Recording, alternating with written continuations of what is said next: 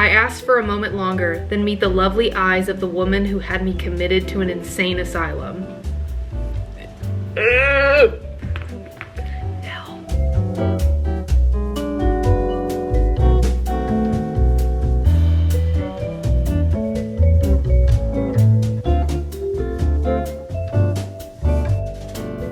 Oh my god, oh my god, oh my god!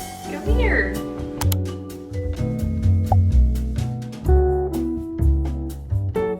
Good morning guys and welcome back to my channel. My name is Heather. If you're new here, I feel like I have been punched in the face. Like I'm about to start my period, so I kind of feel like shit. And this week's video, I should have started with what the video is going to be. This week's video is going to be a mood reading video for the week. I normally film videos like reading blank for the week or a 24-hour reading challenge or something like that. This week, I'm just going to be showing you guys like a realistic reading week for me when I'm not filming stuff like that. And I'm going to bring you guys along while I read this week. That being said, I'm about to start my period, so I feel like shit. And normally leading up to my period, I don't read that much because I just feel so gross and I can't even focus on words on paper or on my Kindle. I do have some really good books on my radar that I do want to read this week, so maybe I'll push through all of this pain and I might actually read a bit. We'll see. TBD. I'm gonna keep it realistic though. We all know fall is my favorite season and I'm very clearly immersed into fall already given my last 3 videos. So the books that I'll read this week are most likely gonna be giving fall vibes. The first one I'm gonna start with, Anathema by Carrie Lake, is like dark gothic fantasy. That's exactly what I want. I'm in the gothic mood. That's what I'm transitioning into. I've been in a little bit of a witchy mood. Now I'm getting into a little bit more of a gothic mood, and then I'll probably get into a witchy mood again once October starts getting here. I read Nocticadia by Carrie Lake, I think a month ago. It was so long, but so good. I told you guys about it a couple videos ago. It was a dark academia book, and it gave very spooky and eerie vibes, and I just absolutely loved Carrie Lake's writing style. That was my first book by her. And I love the way that the romance was so slow burn, and the plot was still so detailed alongside romance. Like that is my favorite thing. I love when there's a good plot. I love when there's so much tension between the characters. I love it.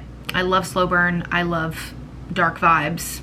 My favorite. I ended up picking up her newest book and I started it last night, and that's what I'm going to be starting with today. Anathema, which is a dark gothic fantasy book. It is 704 pages. It is so long. Something about her books, she writes and writes and writes and writes, and I love that because they're so detailed and unique. And her brain is genuinely so fascinating to me. I ended up ordering the book on Amazon last night because the glossary is like a whole other language, and it was kind of freaking me out for like how this book would be. I was scared I would start reading and be like, oh my gosh, I need to flip back to the glossary because what is that word and what does that even mean? Because she's creating a whole new fantasy world here. It is available on Kindle Unlimited, and I was like, I don't want to flip back and forth on my Kindle, so I got the book. It won't be here till Tuesday. So I'm just gonna be reading on my Kindle until then, and if I don't know what a word is, we're just gonna have to do a little bit of clicky and then go back to the glossary and then come back. The description says, from the author of Nocticadia comes a spellbinding gothic dark fantasy about a shunned woman who is forced beyond the mortal realm's forbidden boundary into a terrifying world of cursed souls and grotesque creatures. So basically, the FMC of this book gets banished to the Eating Woods, which they have a boundary around. I found that out in the first chapter. The city that she's in, there are the Eating Woods right there, and they have it kind of blocked off because they send people who are shunned or who they kick out of their little town into the Eating Woods to die. Like that's their punishment. And their corpses and bodies always end up back towards the city, and they see them and they're like utterly destroyed. So anybody who goes into these Eating Woods does not survive and fully gets eaten and just torn to shreds by whatever monster is in there. The MMC of the book, his name is Zavander. Zavander, that's a choice. That was a choice, but this is a fantasy world and sometimes they have some wacky ass names. He's the cursed lord of Eidolon. He is the coldest, most calculated assassin in all of Etheria, and he'd sooner toss his feisty ward to a pack of vicious fydrakes than keep her safe. If only he could.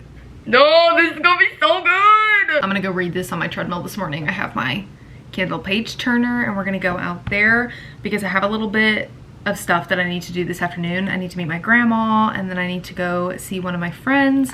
So I don't know how much time reading wise I'm gonna have this afternoon, and I do need to work out, and I was planning to walk for like an hour on the treadmill, so I'm just gonna read this for an hour.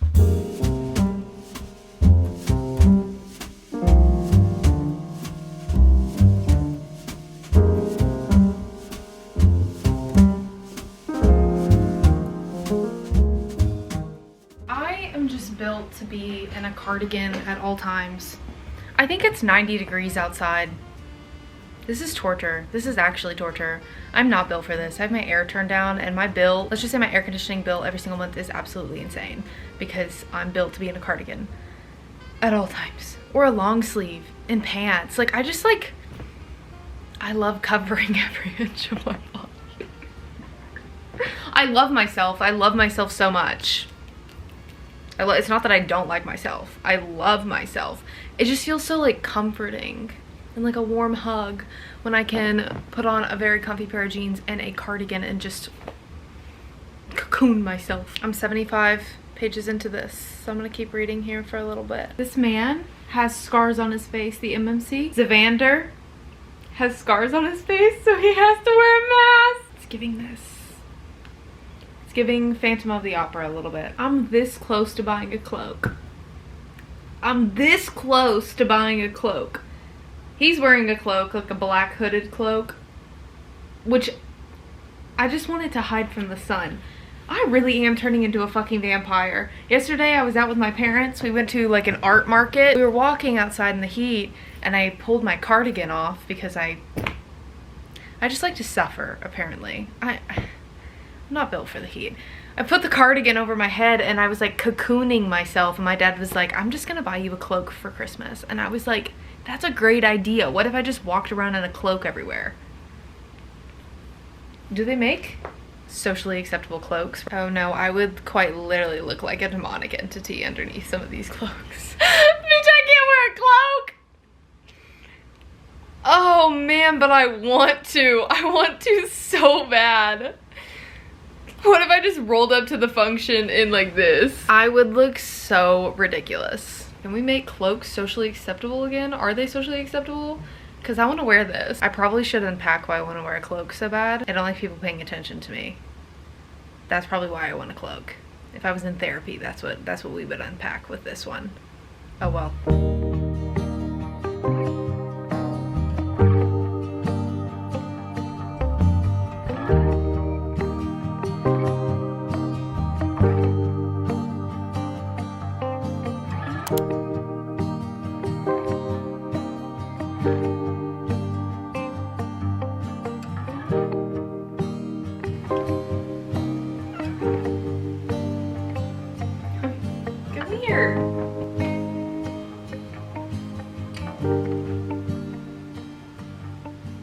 297 pages in, 41%. This is definitely one of those fantasy books where they're throwing so much new verbiage at you at the beginning and you just have to like stick it out for a good 200 pages. And I know what you're thinking. You're like, 200 pages? Are you fucking kidding me, Heather?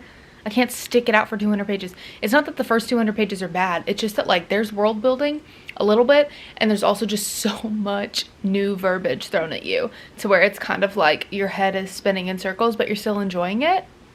Or at least that's how it was for me. As shitty as I felt at the beginning of this week, I can wholeheartedly say this book is reviving me. It finally came in the mail. It came in the mail yesterday.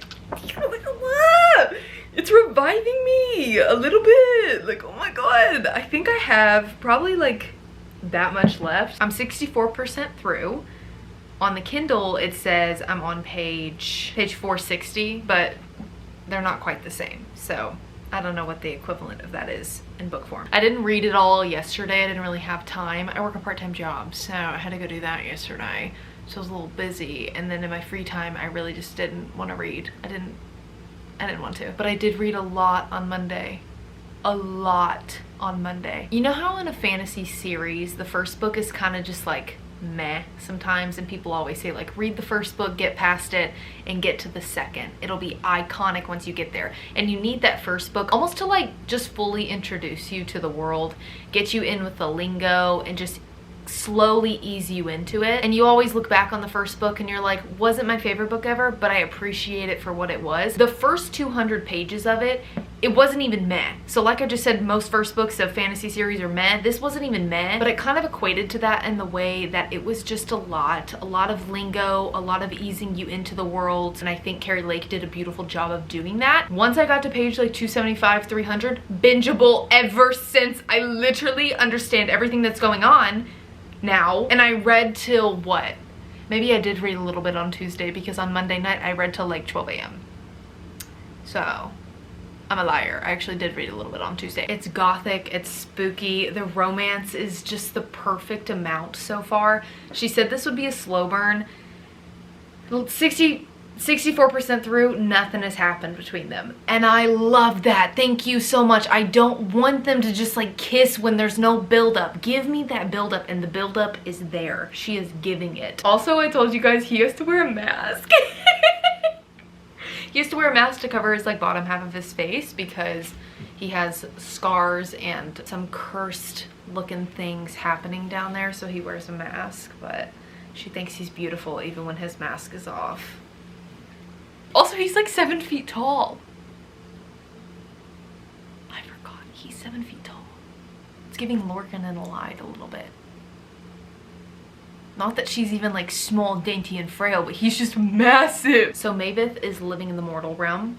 That's how the beginning of this book starts. And we know, based on the back of the book, she gets banished to the woods. And people who get banished to the woods, they always die. She does not die.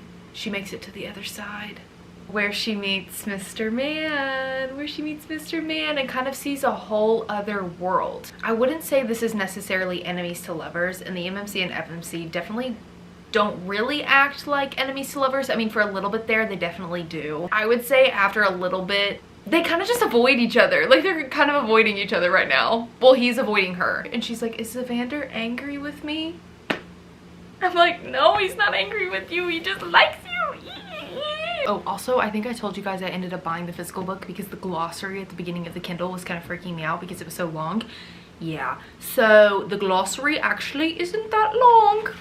It's only like 3 or 4 pages, but when I was reading it on my Kindle, I think maybe my font is just really fucking big, because I swear I was sitting there clicking through the glossary for like 20 pages and I was like, oh my gosh, it'd probably be easier to read this book since I don't know these terms if I could flip back easily to the glossary. Yeah, the glossary is literally, oopsies, not even that part. That's the glossary. It's like 4 pages. I was just being incredibly dramatic for no reason. It's really not that bad. Also, throughout this book, when she states a new term for the world, Carrie Lake is really good about describing most of the word. It really hasn't been that often where I couldn't just use some context clues and figure out what a certain term meant, because her mind is incredible. Her mind is incredible. Like, the way she created this entire new realm. All fantasy authors, for the most part, when I read their books, I'm like so in awe of how they create this entire new world. I don't know if I could ever do that. I also don't know if I could ever do that simply because I can't picture things in my brain, and I think that makes it even more difficult. I hate that I have that. Oh my god, oh my god, oh my god. Evander is cursed. He has this tattoo on him that is kind of a part of his magical powers. That is a scorpion, and it looks as a scorpion tattoo on his skin, but it can move like to anywhere, and he can take it off and use it as a weapon. He can make it get smaller, bigger, so he'll take it off, set it down, make it get fucking huge, and then it'll like kill somebody. That is so cool. One bold bastard had the nerve to lift his sword and charge toward them, but before Evander had the opportunity to swing out and lop his head off, the scorpion struck first with its metallic stinger and sliced the attacker in half. And then when he's like done with it, it'll shrink down, and then he'll put it back on his skin as a tattoo. Like, that's so cool.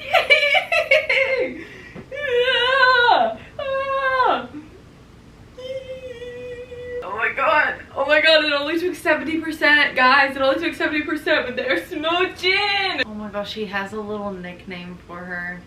Little Moon Witch. What the fuck? What just happened? We can never do this again. This can happen again.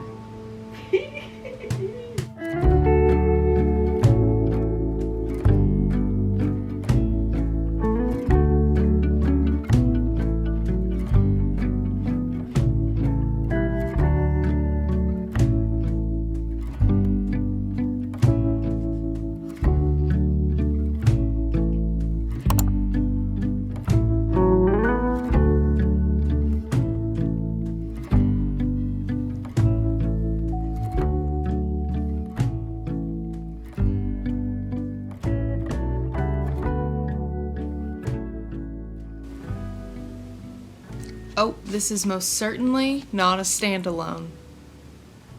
Not a standalone. I thought it would be a standalone. No. That's okay. Now I get to read another book with these characters, and I absolutely love these characters, so that sounds great. And I know Carrie Lake is going to make it like another 700-page book.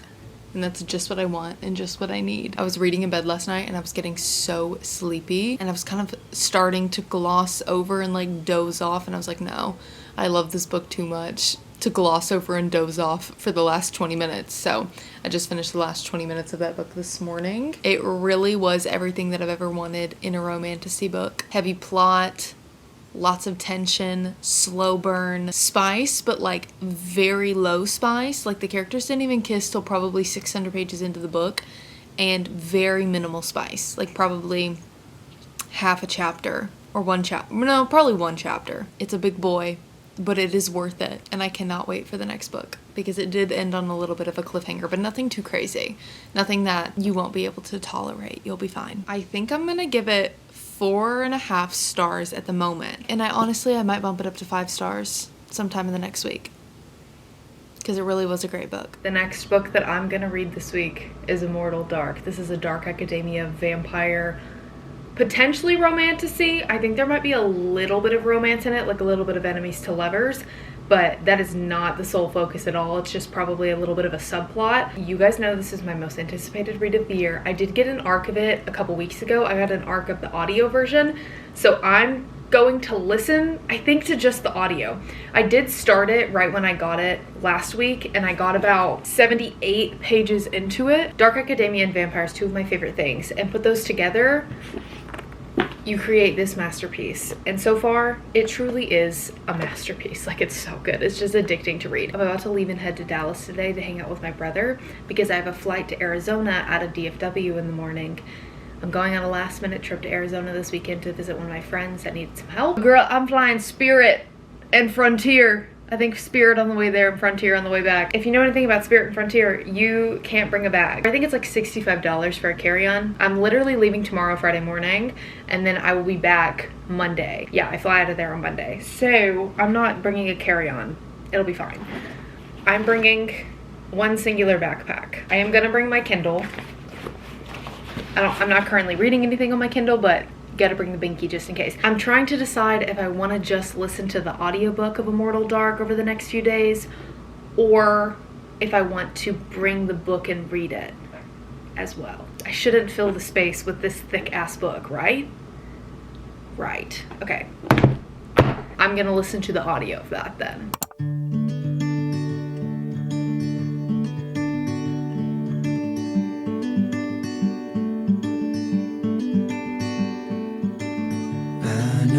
A place where we can go and be alone. So come away with me, nobody has to know where we gonna go.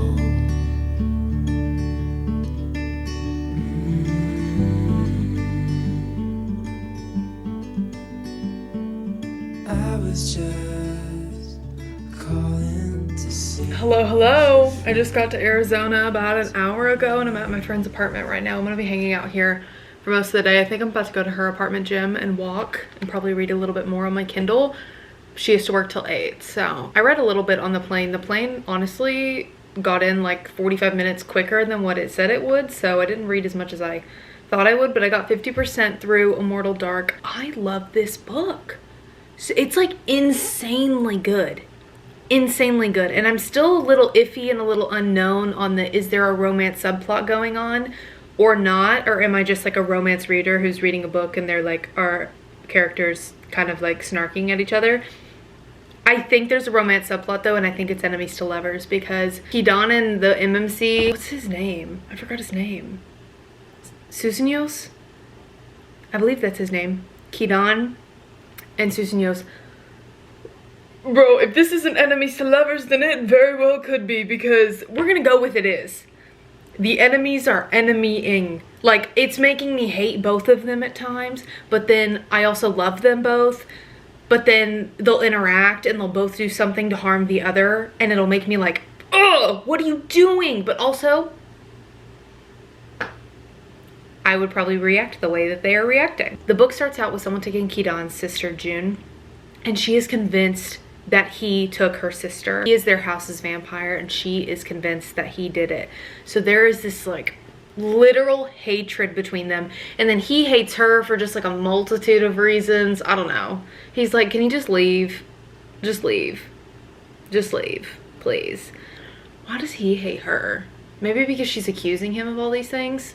I don't know, but they are beefing. But it's not even like childish beef. Like sometimes you read a book where their enemies are enemying and you're like, could you guys stop? Please act mature. It's not even like beefing in an immature way. It's all kind of warranted in my brain, and I'm like, yes, but also no, stop. It's so good. The book's so good. The blend of vampires, dark academia, this enemies to lovers romance that's kind of going on. It is just like, it's just an addicting read. Yeah, it's just an addicting read. I got a little tired of listening to it when I was on the plane, so I ended up picking up Lovely Bad Things by Trisha Wolfe. I've only read one book by Trisha Wolfe before, and it was Marrow, and she co-wrote that with Bryn Reaver. I really liked Marrow. This is my second book by her. I've been recommended this book so much, and I saw it on my Kindle, and the other books that were downloaded on my Kindle were just like insanely long. Dude, I got 25% in. I got 72 pages into this. The book starts out with them in court. She gets this man to go to an insane asylum. She testifies against him. And I'm here like, what did I get myself into? This is crazy. This is insane. He's like insane. Psychotic. I don't actually know what he's clinically diagnosed as. All of these words have been thrown around, same as sociopath. I'm sure I'll find out what he exactly is or what his disorder is if he has one. I don't just want to like loosely say those, but those terms have all been used loosely when describing him so far. He's little, but also a genius because he's a professor. There's dark academia vibes in this. I'm bouncing all over the place because I'm literally so excited. It's a dark academia romance, but emphasis on the dark. Less dark academia. Not the equivalent of dark academia that Immortal Dark is. This is more on the like dark romance side of dark academia. Like Nocticadia level. That's what I'm getting so far. First thing that I highlighted just really describes him. His deception is flawless. If you can't see past the handsome, sophisticated philosophy professor with sleek black hair and alluring eyes, then you fail to notice the gruesome crime scene photos stacked along the wall. What did he do? I don't know. I don't know what he did yet. I don't know, but he has sleek black hair. He's a philosophy professor, and he has alluring eyes. Once we get into the book, I'm only 25% in, so I'm just telling you what has kind of happened so far. At the beginning of the actual book, and not just the prologue portion, she has to go ask him for help. And she ends up getting him out of there. He has to wear an ankle monitor, and he comes with her to help on a new case that she thinks he has a lot of knowledge about because of his background in philosophy. If he benefits this new crime that they're looking into and does good or like helps out and is actually beneficial to the case, then he gets to go to a better place than where they had placed him before. That's kind of the catch. This is dual POV too, and this is what he said in one of the recent chapters, which I feel like this sentence alone could get you to read this book, or it would get you to run far, far, far away. I asked for a moment longer, then meet the lovely eyes of the woman who had me committed to an insane asylum. Help. I'm glad I brought my clicker because I almost wasn't going to bring it. There we go. Perfect. Can you see that? There we go. After having my headphones on for so long and the pressure of the airplane, I just don't want to listen to that audiobook much more today. And I think I want to read this because I'm really interested in the criminal aspect of it. I love a book with like some Criminal Minds vibes, and it's kind of giving that a little bit so far, especially because she's an investigative agent, whatever. That's what I'm gonna call her for now. Until I know what she is, I'm just gonna call her an investigative agent. Her mind and the way she's looking at some of the crime scenes so far is just really fascinating. And also he's coming in finally. Like, she did get him out of the insane asylum to come help her, like I was telling you guys. And I'm just really interested to see what their dynamic is gonna be like, because I think he has an obsessive disorder too, but his obsession is her.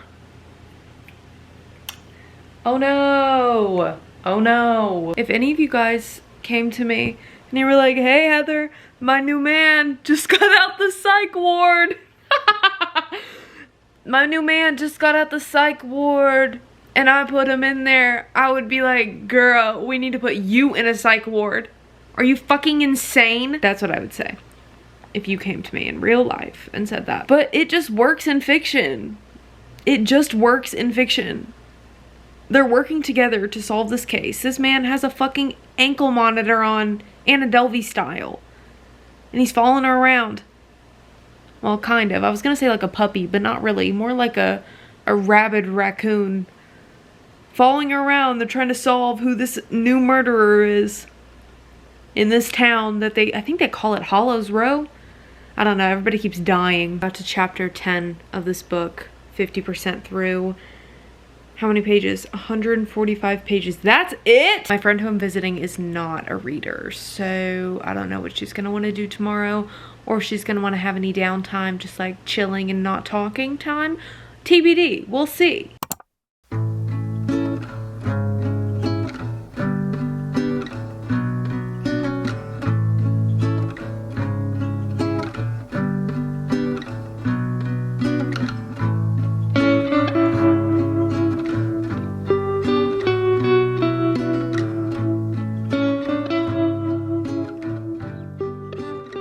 I just finished Lovely Bad Things. I don't think I liked this book. I can't tell. I can't tell. I don't think I liked it. I feel like all of it kind of went in slow motion, but it also didn't. It was also a really short book, so I don't know why I feel that way. I didn't love this one, which is it kind of sucks because it had a lot of themes that I typically like, and when a book has like that dark academia, a little bit of dark romance, which is sometimes fun for me, and a little crazy man who, if we ever saw him in the real world, we'd be like, go run. But in fiction, love him. All of those aspects, put them together, and most of the time I'm gonna enjoy the book. I don't actually think I enjoyed this one, but I also binged it.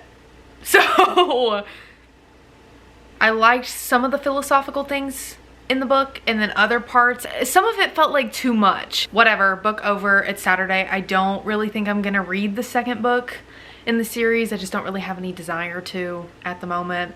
There is a second one, I believe. It's okay, we'll leave it. It's okay. And that's what I realistically read in a week. I read 2 full books, Anathema and this book. Anathema was 700 pages. This one was about 300 pages. 1,000 pages in total for both of those. And then I got 50% through Immortal Dark. I do plan to finish Immortal Dark on Monday on my plane ride back. Wait, sorry. I'm sorry. I'm back. I do want to start another book tonight. Crazy Wild Animal. Me and my friend aren't doing anything. We're kind of just rotting. I think I'm probably going to end up starting a book. I'll probably only read like 50 pages of whatever I pick, but I'm going to pick something real quick. And I'm going to let you know what it is. Ooh. I was thinking about starting Phantasma. This book, this is like popping off on all social media right now. I've heard really good things about it. I was thinking about this or Fairy Tale. One of my social media mutuals who I'm obsessed with, she read this book about a month ago and was raving about it, absolutely loved it. It's like 700 pages long. It's a fantasy book. I think it might be Dark Academia too. I don't know, it's really fucking long. I was thinking about one of those two, but I actually think I'm gonna start another Carrie Lake book because I'm kind of on a roll and an obsession with Carrie Lake at the moment. So I'm thinking Nightshade, which is the first book in a duology, or Master of Salt and Bones. I think I'm gonna read Nightshade. Paranormal, that sounds like the vibes. That is it for today's video. Thank you guys so much for watching. But before I close out the video entirely, I do have a little bit of housekeeping. I think we're gonna call it housekeeping. I am moving my book club from Fable to Patreon, and I just opened it today, and I'll link it down below for you guys. I've been kind of hesitant about moving my book club from Fable to another platform, but honestly, I have not really loved the setup of Fable since I started my book club on there. It's just felt a little too structured, and some of the books that I've been wanting to read or add to polls to vote on each month are still not available on there, so it's getting a little bit frustrating. So I did finally make the decision to move from Fable to Patreon, and if you guys want to follow me along and come join book club, I would love to have you. I think it'll be a lot of fun. With it being on Patreon now, I can send video and audio updates, which I think will be a lot of fun. Also, I'm planning to do reading sprints like bi-weekly or once a month on there, where we just all like pick a time to get on, or I pick a time and I say, hey, we're going to be reading for an hour, 2 hours all together, and we can just be reading together. Also, there will be a Discord which is kind of attached to the Patreon, so we can all communicate that way, and I think that'll be an easier and smoother way for us all to like be in communication, because the reason I made a book club to begin with was to yap with the girlies. So if you want to yap about books with me, I would love to have you there. I'll link it below. I just opened the club today, and I did send the poll for what book we're planning to read in the month of October. I believe the books I put are Phantasma, Master of Salt and Bone, and the Very Secret Society of Irregular Witches. If you guys would like to join, I would love to have you, and thank you so much for watching today's video.